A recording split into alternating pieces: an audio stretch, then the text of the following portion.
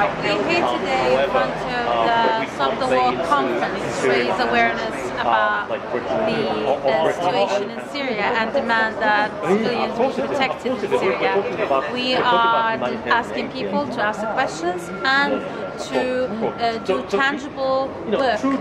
We're asking people to speak for the people in Syria. We're asking them to be the voice of civilians in Syria, and we're asking for support for the white helmets and for those who are running hospitals and schools underneath bombing.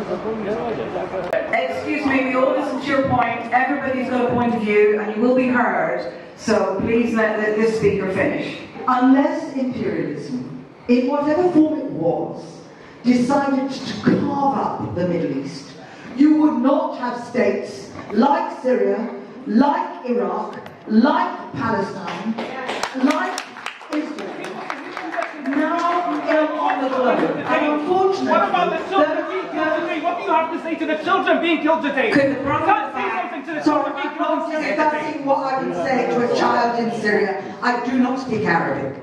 Just start thinking. What we have is a situation where we know that a war that started in Afghanistan then tripped to Iraq and then moved right the way around the Middle East and is now there located in Syria as a focus. You're whitewashing genocide!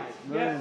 Yes. You're whitewashing a genocide! The Syrian people want. You don't care about their democratic revolution. Sorry, could the brothers at the back please let the speaker finish? It's disrespectful. We are a big movement with many different views and we respect each other. 500,000 people are dead. 500,000 people are dead and we keep talking about imperialism. Could you please respect the large number of people who are being killed have not just been in Syria.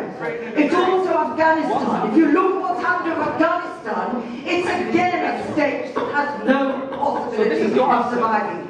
You also look at Iran. It's a state that at least 15 years ago had some semblance of some sort of structures and welfare structure, an education structure. Today it does not. And the idea that in fact somebody can be heckled in this gross way of claiming that I support genocide is ludicrous. You're whitewashing it!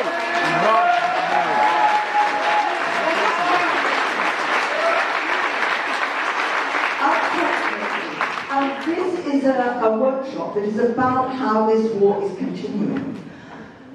About, I can't remember how many years ago, where we ended up having a debate about Iraq, and there were clearly people who had come who were prepared to attack us because they wanted a war to continue. The idea that in fact this is not a debating issue, it is a debating issue, and it means that people have to think and listen. Or maybe I should say, listen and then think.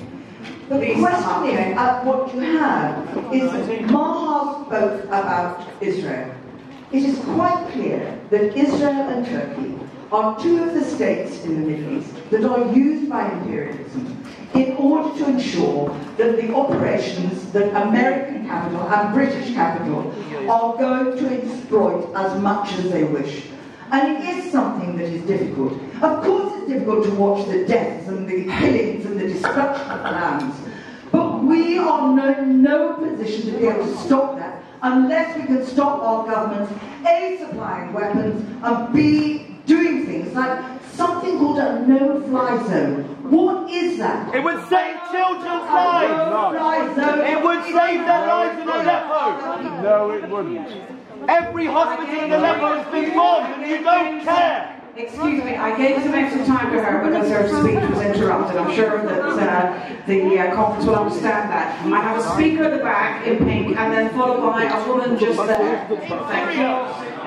No! When will you call for the Syrian genocide to end? When will you hold Assad accountable for his war crimes, Jeremy? Jeremy, the blood is on your hands too! When will you call for Assad to step